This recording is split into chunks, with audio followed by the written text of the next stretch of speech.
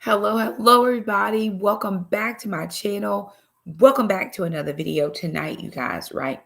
We're going to review day 31, which was love and marriage. And then we are going to prep for day 32, which is love meets intimate needs. Now, I do need to apologize to all of y'all. And here's the reason why. Typically, in prep for day 32, I will do a private session, right? And I plan to do it tomorrow night, but tomorrow is day 32. And I should have done it last night. I don't know why my schedule is off a little bit. It's off in my calendar. It's off. Either I missed a day somewhere or I'm just not thinking clearly because I want you to have all the tools you need for tomorrow. I'm still planning to do the session though for tomorrow night at 8. So if anybody's interested, let me make sure that's correct. I'll post it somewhere because tomorrow's my birthday. And I think my sister's planning to take me out. I don't know, but I've got other things. She may wait till this weekend because I've got a ton of things that I got to do. So my plan is to be here tomorrow night at 8 for anybody who wants that session, but you will have to send me an email. And so far, I've only received one email, which is perfectly fine. Everybody don't need help. It's perfect.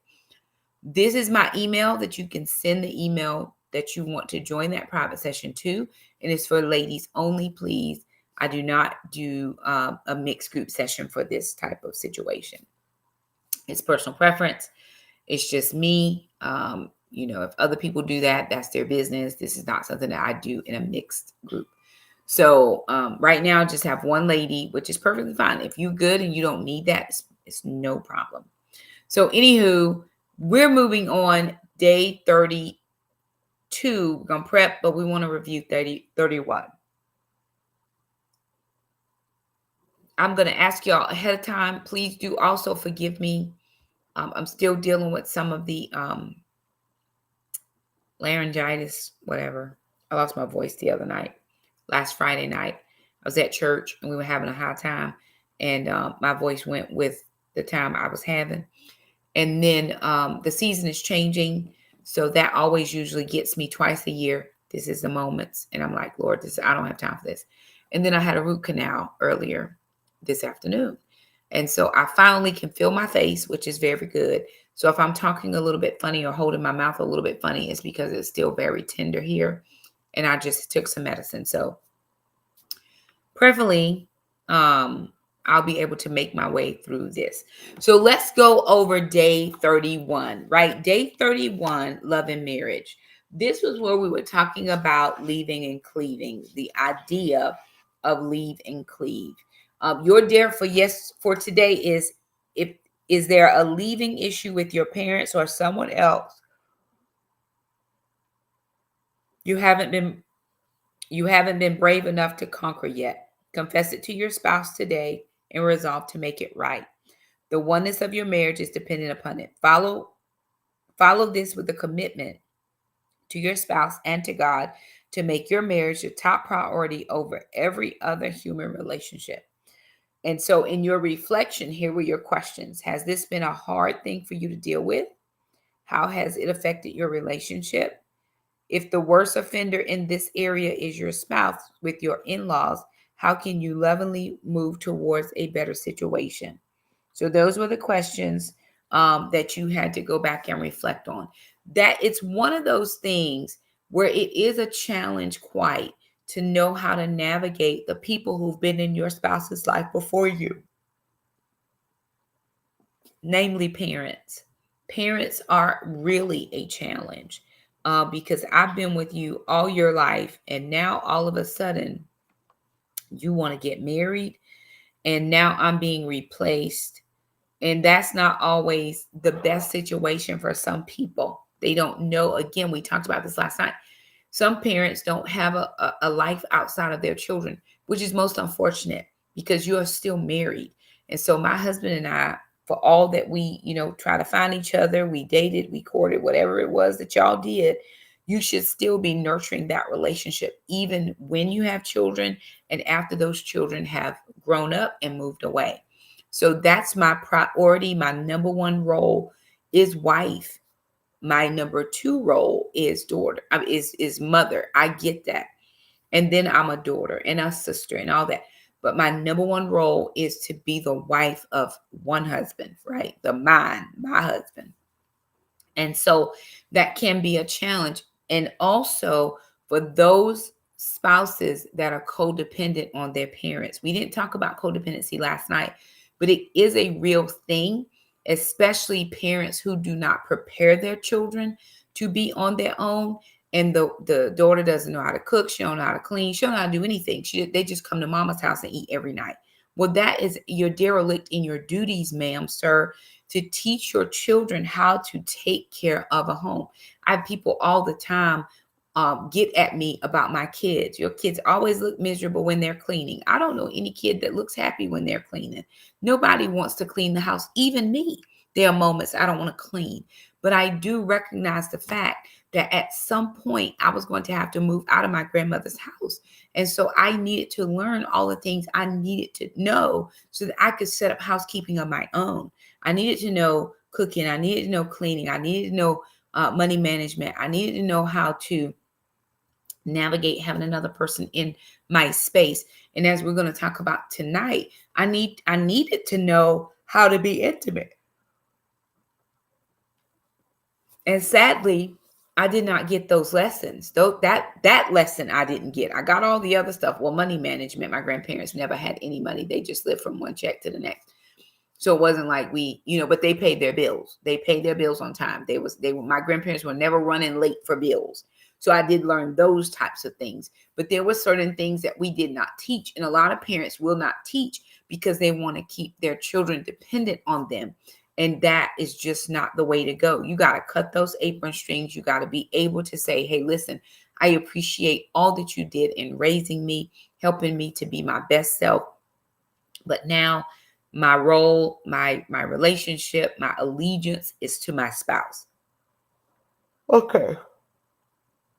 Any questions on day 31? Because this one can be a very hard one. It can be one that you're having to navigate over and over and over and over and over again. And so I just want to make sure that everybody is comfortable with what we chatted about as far as leaving and cleaving. All right, very good. We're moving into day 32. Day 32 is an affection day. Now, I don't think we've had a ton of affection days, but this is where you get to lavish your love on your spouse. I'm not going to read a ton of what he wrote, and I'll read a few things just to prompt my mind, but I'm just going to share from my heart about intimacy. Intimacy is a thing. It's a real thing that God established for a husband and a wife. Now, there are plenty of people out here being intimate with one another, and you know what? You got to stand before the Lord for that. But there is something to be said about the intimate relationship between a husband and a wife. You are now or have now reached the entire pinnacle of life. It is the absolute fireworks, all the things that it should be when you are in a covenanted relationship and you are intermingling, commingling, really in the true sense of, and the two shall become one with your spouse. So tomorrow, day 32, is an affection day. Love meets intimate needs. Now, your book says something different, and I don't want to get my video I want the video to stay up. So I'm just changing that to intimate needs, right? Your source verses is 1 Thessalonians 3:12, Proverbs 5:18-21, Hebrews 13:4, and 1 Corinthians 7:3. So I'm going to roll over to 1 Thessalonians, and I wasn't really loving my Amplified Classic, so I'm going to change that back to the Passion. So 1 Thessalonians chapter 3, verse 12 says, and may the Lord increase your love until it overflows towards one another and for all people, just as our love overflows towards you. So this is an overflowing of love towards your spouse. This is a giving of yourself. This is a naked and unashamed moment where you're standing before your spouse and you are now about to enter into a covenantness that the Lord has created. And it's a very good space to be in. Proverbs chapter 5, verses 18 through 21. I'm going to read 15. My son, I'm going to start at 15. My son, share your love with your wife alone. Drink from her well of pleasure and from no other. Why would you have sex with a stranger or with anyone other than her? Reserve this pleasure for you and her alone and do not share it with another. Your intimate life will be blessed as you take joy and pleasure in the wife of your youth. Let her breast be your satisfaction and let her embrace intoxicate you at all times. Be continually delighted and ravished with her love. My son, why would you be exhilarated by an adulteress, by embracing a woman who is not yours? For God sees everything you do, and his eyes are wide open as he observes every single habit that you have. So here he is telling us in the word of God, this is Solomon, I believe, telling his son about this intimate relationship. He says, take delight and pleasure in the wife of your youth, in the wife that God gave you, in the one that you committed and covenanted to be together through all the things, thick and thin, good and bad, rich and poor, all the things. Because it's really wasted on somebody else. Now, let me just say this because I want to clarify. No matter who, right, is connected in an intimate relationship, your body, my body, his body will respond to external stimuli. That's just the nature of your body. However, there's something to be said about a covenanted experience, right? There are no holes barred here. The Bible says that the marriage bed is undefiled. What he did say on page 157, he says, as a part of our married union, intimacy has no cost, no guilt, and no regret. I know that many, many, many people watching or that will watch later can say, excuse me, that they have had, if you've been intimate outside of marriage, can say that you have had some regrets. There's plenty of shame that is connected, especially when you have given the jewels and those people are no longer there. You know, I often have had different ones interested in me, and that's been a priority for them, is to test out this Range Rover over here, because this Bentley, I'm a Bentley, y'all. I don't know about anybody else, but I know what I got over here, right? I know who I am. Okay. And I have had to say to them, what would I look like being tried out by you, and then you leave, then somebody else gonna come and try it out, and he leave, and I don't have that level of energy to be tested by multiple people. That's not the energy. Oh, bless you. Thank you so much. Good to see you. Hey, ma'am. I don't have that energy to be. That's not the life that I'm living. Please do like the video, share, subscribe, do all the things.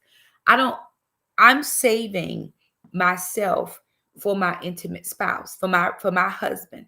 Now, that does not mean that when my husband shows up, that we are not about to do all the things allowable that we allow in our marriage, that we have discussed ahead of time. You need to have conversations, right? But I do know that after every experience that I will have with my husband, I won't feel guilt. I won't feel shame. I won't feel dirty. I won't feel anything other than loved. I won't feel anything other than this man is the man that God covenanted me with, who allowed to come in and love me warts and all, honey. And if he can love all of this, then praise God. And I want to do the same for him.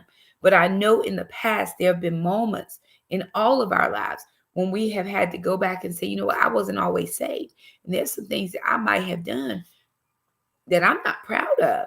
But none of that exists in a covenant relationship. So if you have hair, honey, you can let your hair down. You can let it all hang out. Whatever, again, you and him agree to, then do that. Okay, I'm going to move on. Hebrews, I didn't even finish reading all the verses. Sorry. Hebrews, thank you so much for blessing the ministry. Hebrews 13, verse 4. Honor the sanctity of marriage and keep your vows of purity to one another. For God will judge sexual immorality in any form, whether single or married. So whatever we doing outside of the covenant of marriage, it's going to be judged. We all have to give an account. But aren't I thankful? I think for me, I'm thankful that the Lord would give me an individual that would allow me to experience all that I need to experience every time I need it to experience that, right? That's one of the things where he tells us in 1 Corinthians 7:3, the husband must fulfill his duties to the wife, and likewise also the wife to her husband. It also says in a different verse, our body does not belong to ourselves. Some of us have been trained and taught to use, hello now, good to see you. Some of us have been taught and trained to use our bodies as punishment or our bodies as bargaining chips with our spouse. Oh, you didn't do what I wanted you to do, or as a manipulation tool. You didn't do what I wanted you to do, so I'm going to withhold my body. The Bible tells us very specifically, do not withhold yourself from one another except for an agreed upon time of prayer. So if we're not together, it's because I'm fasting and praying. I'm trying to get a prayer through, and me and the Lord got something worked on. But then he says, immediately when you are done praying, come back together immediately, because if not, you're going to open yourself up to opportunities for people to start looking for other places to get their satisfaction or their needs met. And so we don't want that, right? We don't want to have the experience. Let me just tell you, nobody wants the experience of knowing that your spouse has been unfaithful. Nobody wants that. That is a hurting place. That it's hard to come back from that. I've been all the thing. Yes, it is more than that. But tonight, in the 40 days of love, I hope you have been joining us for all of the days. The 40 days of love for tomorrow, we are focusing on intimate relations. It's tomorrow's dare. It's not the whole book.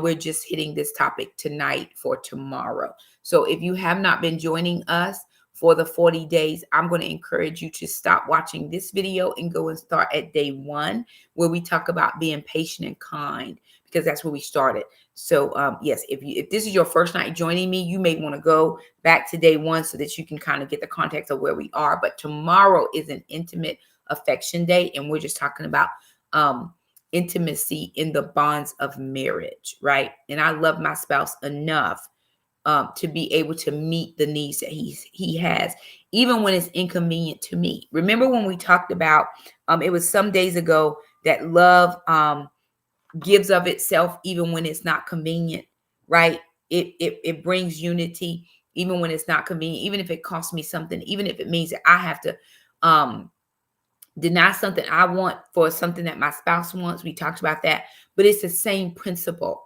But if we do not give ourselves to our spouses freely, then there is that open door for Satan to step in and show him where he can go, show her where she can go to be satisfied. Because can I tell you, in 2025, there's too many products out here for people to stay ugly.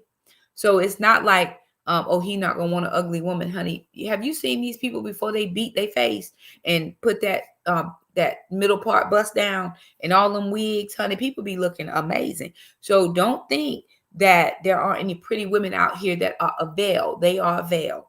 And so what I don't want is for us to neglect our duty, and it is a duty. Hey, Miss Ollie, as a spouse, to meet the needs of the spouse that we have.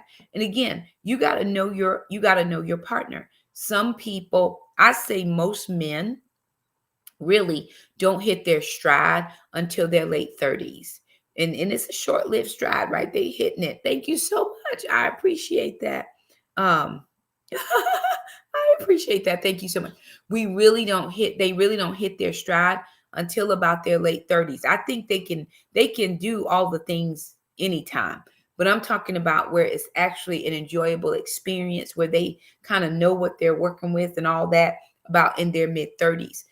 I've experienced thinking women are closer more to 40s, right? We just so busy with kids and stuff and all. But towards 40, it's intimacy is different when you mature into it, right? Let me just say that. Now, I have been separated and divorced. We're going almost into 15 years. 14 years. Jackson will be 16 in April. And he left when Jackson was 4 months old. So almost 15 years separated and divorced. And I have not had any intimate relations, but I can remember, right?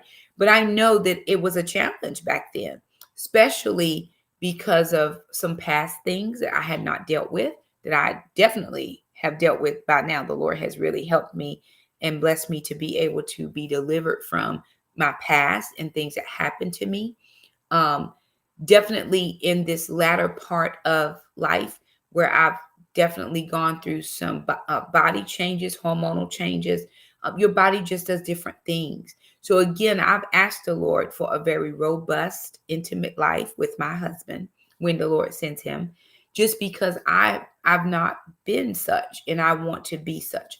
But I don't want him to gain any pleasure from anywhere else. And I don't want to be looking for it anywhere else. And I think that's where conversations come and take place. If you were raised like me, my grandparents never, ever one time talked about intimacy. Never one time. It was not a thing. My grandparents were old when I went to live with them. They never talked about it. My mom never talked about it, except to the point of telling me sometimes you have to fake it and then get all you can from a man. And I literally horrified, because I always think if I have to get all I can from a man, what am I going to have to give him to get it? Right. I was talking to somebody the other night, and I often get, and not often, let me not even try to overinflate myself, but from time to time, I will get people who slide up into my DMs, and usually they're older men. Hey, now, it's good to see you. Oh, very good. I'm glad that you're here. Perfect. Absolutely. Just send me whatever. I hope you have the right email. If not, check my description box. There should be one in there. And typically they're older gentlemen that, I don't know, for some reason, I guess 60s is the new 40s. I'm 100% not interested in anybody way older than I am. It just wasn't a thing at my house. So anyway, I was chatting with some friends. I have a ladies group that I chat with, and I was just chatting with some friends about it. I send pictures all the time, like, girl, look at this, girl, look at this, girl, why, girl, why? They 70 of their day. And somebody said to me, girl, you would be a kept woman. And in my mind, I go back to, if he's keeping me, right, paying all my bills, what am I going to have to do for that to happen? And I'm just not in that frame of mind where I want to be kept by anybody other than my husband. It's just, it goes against everything I believe, goes against everything I read in the Bible, because my husband should be able to supply what I need as God is supplying his needs. Okay, let me just jump into some of these things, because I really want to share this and move on. In marriage, romance is meant to thrive and vibrantly flourish. Both the Old and the New Testament commend the beauty of intimate love within the context of matrimony. Solomon talks about it in the Song of Solomon, which is kind of a love story. It teaches you some few things. I know there's a lot of stuff that people don't agree with, and I can't tell you, especially on these live platforms, whether you should agree with it or not. What I can tell you is that you and your spouse need to agree. If you all don't want to venture into this experimentation, whatever, that's fine. Just agree. If you all want to venture into experimenting, agree. If y'all, and I'm talking about anything that is not causing you to sin against the Lord, right? But just agree. So if he wants to try something very different, weigh weigh the pros, weigh the cons, see how talk about it, chat it out, but agree, right? And if you don't agree, then that's off the table, right? That's okay to say, you know what, I'm not comfortable with that. I don't agree with this, but I can agree to this. And again, I can't give you a lot of detail because it's just hard. But he does talk about in Proverbs 5:18-19 in the New King James, Solomon said, "Let your fountain be blessed and rejoice with the wife of your youth. As a loving deer and a graceful doe, let her breast satisfy you at all times and always be enraptured by her love." Always be enraptured by your wife. And wives, that just means that we got to do something to help that along. Does that make sense? Right? Some of us never get dressed. We in yoga pants all day. I get it. I love a good yoga pant. I got on a lounging suit, but there's more than yoga pants. There's some pretty neat lounging wear. I know there was a guy on TikTok. I don't even know his name, but he was talking about the muumuu, honey. Some men just love the muumuu. If that's what your man love, wear the muumuu. But always keep that romance going. We have to learn at this stage of the game, especially those of us that have been married for long times, 20, 30 years. You got to be his wife and his girlfriend.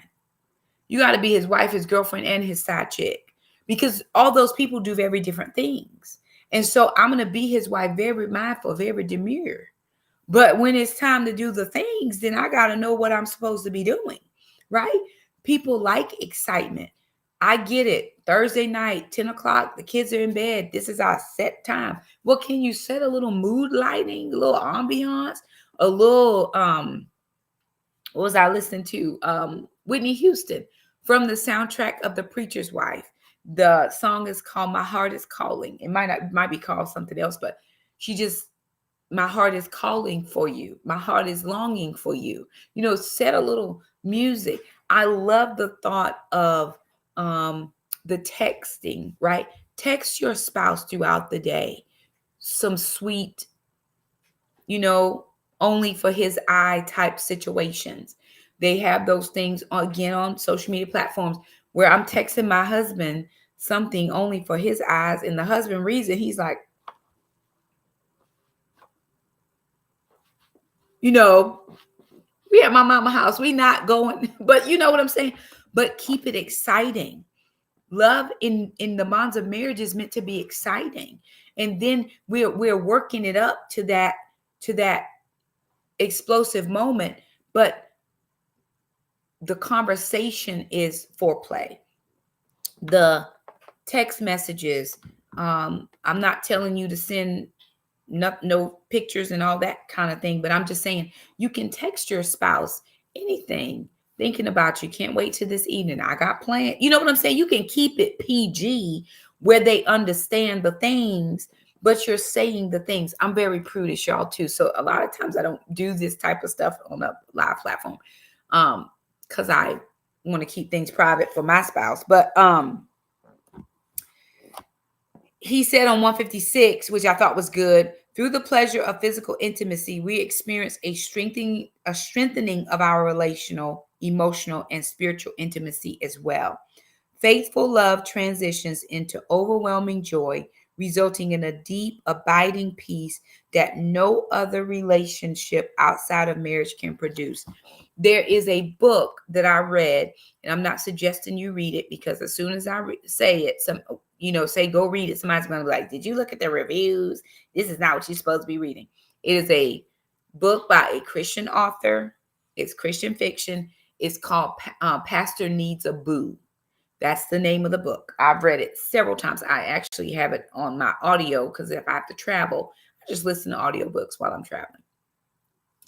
And in the book, the pastor who ends up marrying this lady, you know, he had experienced all kind of things. He was raggedy. He had got himself together. But prior to that, he was raggedy, and he'd been with all type of people.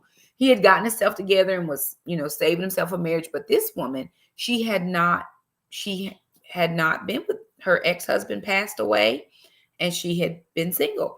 And he was like, well, how long has it been? And she says, oh, about 5 years. And he's like, well, why do you wait so long? And she was like, what you mean? I'm serving God. I'm not married. That's why I waited so long.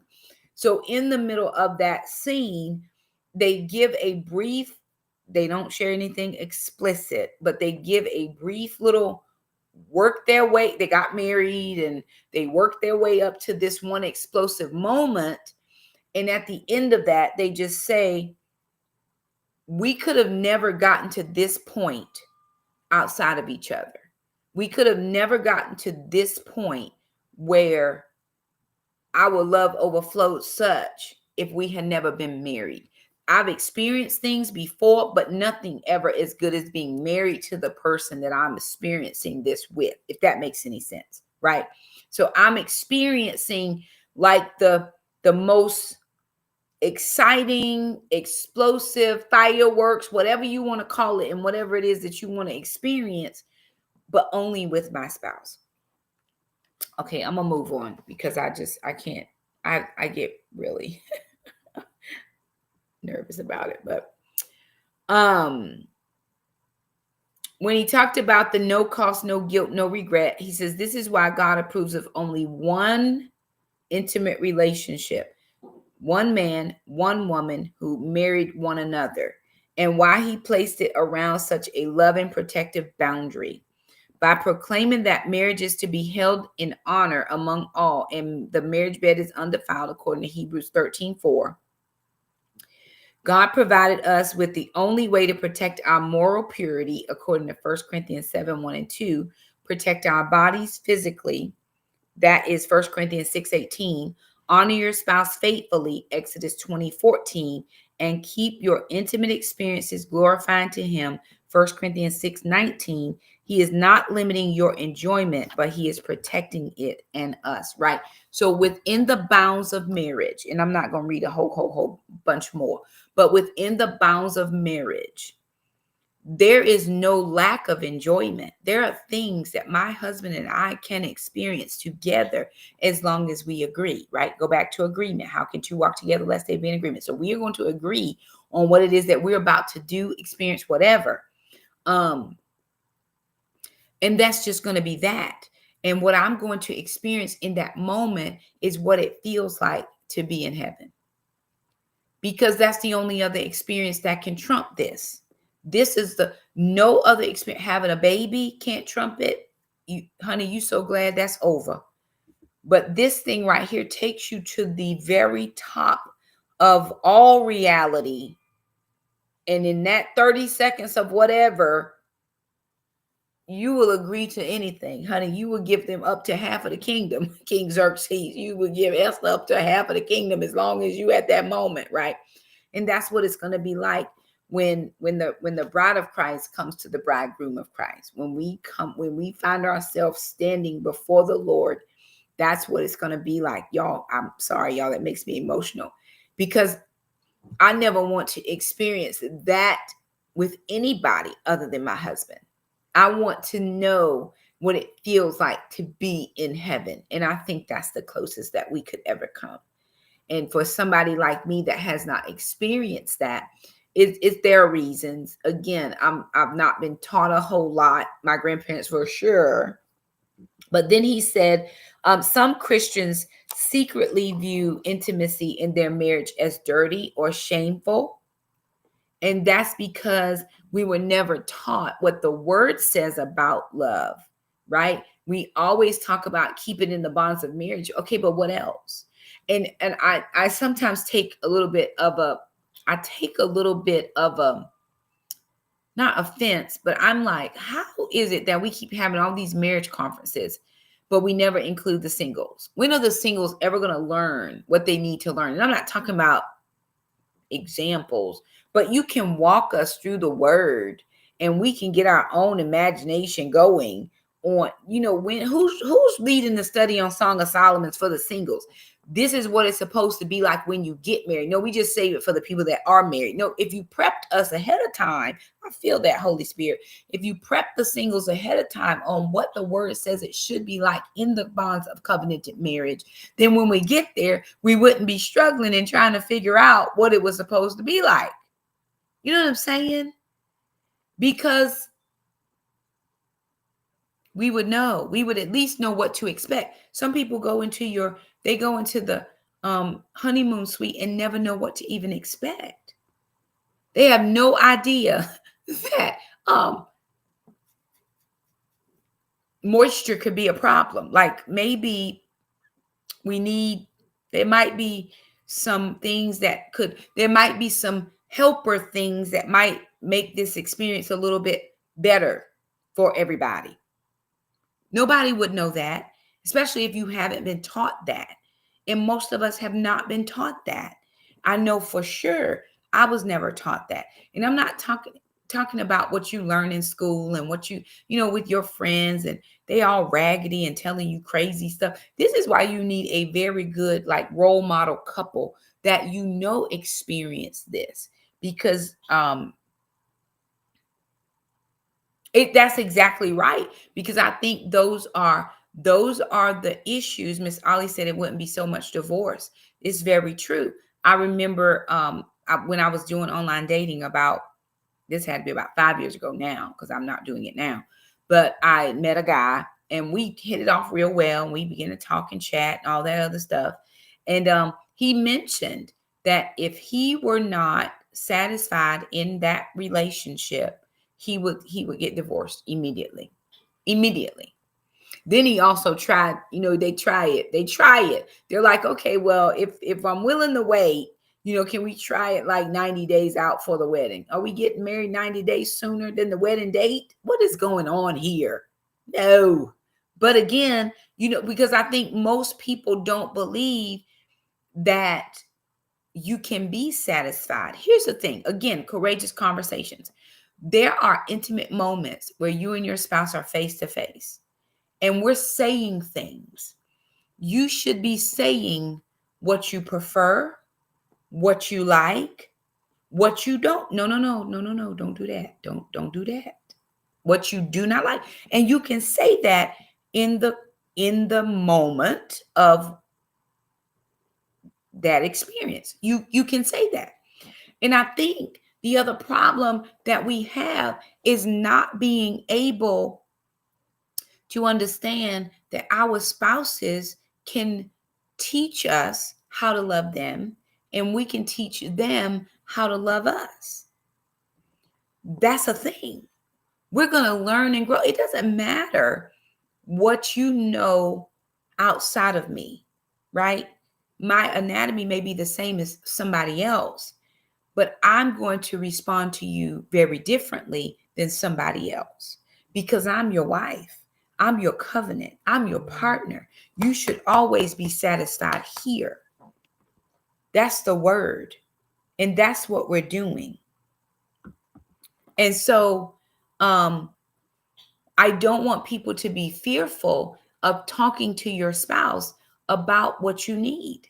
There are moments in time, sometimes people get there ahead of other people, right? They get to that moment of the mountaintop before somebody else. Oh, player, you got to come back down. Wait a minute, we are not there yet, right? You know what I'm saying? And that is okay to speak that thing out. Or if the moment has passed, then during that pillow talk, we want to have a conversation. And we just sometimes you got to build it up before you get to the moment, right? There's a difference between the quick situation and we can linger here a minute. I feel like I'm not doing this justice, but I can't be saying a lot of stuff. Okay. Sometimes a wham, bam, thank you, ma'am. Thank you so much, ma'am. I did see it. The wham, bam, thank you, ma'am is not what I'm needing. I need time. I need time. I need more than this quick situation. They have their place, but I need something different, right? I need something different. And that is right. Listening to you got to be able to speak your truth, and it has to be a safe space. I have to be able to say, hey, I'm not familiar with that, or I'm unsure, but I trust you, right? You have to be able to say that to your spouse. I'm not sure about this, but I trust you to lead us in this, and I'm on board, right? I'm on board with it. And that's okay to do.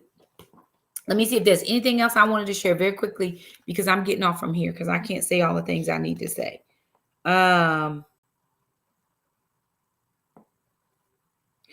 So he said this on 147, you are the sole person on the face of the earth called and designated by God to meet your spouse's intimate needs. One of the things that people have done is we've gotten counterfeits, and a lot of that is the girly movie things, right? You cannot, there is no reasonable expectation to think your wife going to be swinging from the chandelier. She not, okay? Nobody. We ain't about to put one foot on the headboard and one on the bed. Listen to me. No, we not. Nope. You been done fell over and broke something like your neck. No, ma'am. No, ma'am. No, ma'am. And again, hey, I am this age and I'm going to be age appropriate. So come at me correct, or you're going to get your feelings hurt. Okay. Don't be out here trying to, do all the things that, child, you're not about to be, no. 158, it says, stop depriving one another. The Bible warns, except by agreement for a time of prayer, right? Don't say no, because if so, I'm telling you, it'd be a lot. People don't have self-control and will go out and seek it somewhere else. And I don't want that for anybody. I want you to experience all that God has. There's so much enjoyment in exploration. There's so much enjoyment and exploration with your spouse. I'm not enjoying you as my engaged fiance either. That's Shakima. But you can do what you choose. I got to stand before the Lord right. But if I would do that with you, what makes you think I didn't do that with the last person just because I said so? I'm telling you my truth. My truth is, when we marry, whatever we doing is what we doing. And here's the thing, we not starting something and then don't finish. Whatever we agree to, we gonna see those things out. That's covenant. That's agreement. That's making a commitment to each other, and make it fun. Make it fun. You gotta make it fun, because it becomes monotonous after a while. There are more things than just the generic. That's why they go to the girly movies, and that's why they go to other people, because they get excitement and fun. I'm telling you, there's something to be said about getting you a few little ideas to put in your little, your back pocket, and pull it out at a moment in time. Be his wife, be his girlfriend, and his side chick. Be all those things. Get your nails done. Get your hair done. There's something about dressing up real pretty. We don't want to see the yoga pants that you have had on for 3 days. Take a nice, good smelling bath. Get you some good body stuff. Some the little honey, that body glaze be glazing. I'm putting this out here. Shameless plug for Canvas Beauty. I'm not getting anything back from it, but I got me some body glaze. Why do you have body glaze, Shakima? You're not married. I'm not, but I want to get in the habit and the routine of self-care, so that when my husband does come, I already know what I like. I know what smells good on my body. I know how to nurture my skin. I know how to have all the things prepared, so that when he comes, I want to be learning that when he gets here, honey. I'm trying to move on. We have learned. Now let's do the things. But again, get you some body glaze. They are not real. They are very much not real. But honey, people out here don't know that. And they be out here thinking, honey, they done did 49 takes. Cut. They done spliced it all together. That is not what we doing. But here's the thing. Start preparing, right? Have you a good repertoire of smell good perfumes. Listen, you don't always even have to be at home. It is nothing to go to a hotel establishment on a Wednesday. Go on a Tuesday. Your rates are cheaper. On a Monday night and a Tuesday night, your rates are cheaper. I travel quite a lot, so that's why I know when the rates are different, right? Okay, because I might have to go to a meeting on Sunday, Monday, Tuesday, so I know rates are cheaper. They're always more expensive on the weekend. Just go somewhere different. Do something that's so outside of the box that they're like, oh my, what was this? If you have land, if you live on land and nobody else lives near you, and y'all have a flatbed truck, make a outside situation and be outside under the stars and the moon and all the things. If you live on land and nobody lives near you, please, right? Make it exciting, make it fun. Just do a overnight. Be very careful where you go because walls are thin, and I'm telling you, nobody wants to know all of that. I don't need to share no walls with nobody. I don't want to know. I went to a meeting one time, and I'm done here. I went to a meeting one time, and y'all, I'm minding my own business, sleep, and all of a sudden in the midnight hour, like 4 a.m. in the morning, I'm woke up, and I'm like,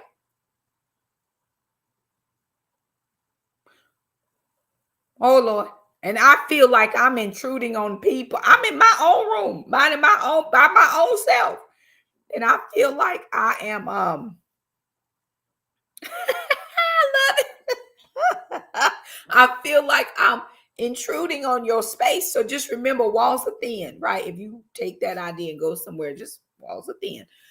Whew, my nerves was tore up, and honey, it was multiple nests. I went back to sleep, woke up again. I'm like, what is going on? I got to get out of this room. I had to leave. I had to get myself together and go to the meeting early because I couldn't be in there involved with all of that. It was a lot. So anyway, and I don't think they were married. For sure, we're not because there was a lot happening. Anyway, anywho, Your Dare for Tomorrow. Your Dare for Tomorrow, day 32. If at all possible, try to initiate. Miss Ollie, I had to come back from that work trip, and I saw my boss there at they had stayed. My boss and then her boss, they had stayed at different hotels. We were all dispersed around. And when I came back and I told that story, I said, Lord, I'm never staying at that hotel again. Not again in this lifetime. No, ma'am, you will not catch Shakima outside. It was doing a whole lot over there. I said, oh, day 32. If at all possible, try to initiate intimacy with your husband or wife today, tomorrow. Do this in a way that honors what your spouse has told you or implied to you about what they need from you intimately. Now, here's the thing. You should be leaning in to hear. If they need more time, give more time. If they need a different way, do things differently. If they need a different ambiance, atmosphere, they don't want to be at home, listen. People will always tell you what they want if you listen. Sometimes we talk too much. Be slow to speak, quick to listen. They've already told you they need to have uninterrupted time. Call your mama, call your sister, call their godmamas. Listen, everybody want to be the godmama. Okay, come on over here and get these god kids because my husband and I need a few hours. Come get them, take them somewhere, like whatever. He said every time we get ready to, the kids, listen to what they're saying and then do what they're asking as best as you can to the best of your ability. Ask God to make this enjoyable for both of you as well as a path to greater intimacy. And that's what we're doing for tomorrow's Dare. Now, again, if anybody wants to join me for the private session, a women only private session, email me and I will send out a link tomorrow. That session will start at 8:00 unless my sister's taking me off my birthday and then I'm gonna have to pass on y'all. But I've shared some here tonight. And then it says at the bottom of this in the appendix, page 224, for 7 steps to better intimacy, see page 224. We didn't either. We never got a moment away from our kids. And I didn't because of things that happened to me in my past when I was a little child, I never let my kids out of my sight, ever. So it was just something I never let my kids go with my mom because I already knew the problems. I never let my kids never went any. They don't go nowhere now. We didn't do sleepovers. I don't trust nobody because I already know what can happen.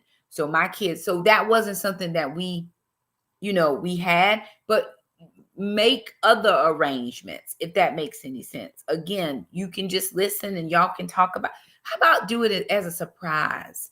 I have something called the bedroom box. I teach a concept called the bedroom box, and I can't teach that on here, but I can teach it if you I've taught it before. If you go to my YouTube channel and you type in bedroom box, you should see it. There's a video on it, and it'll come up and tell you about certain things.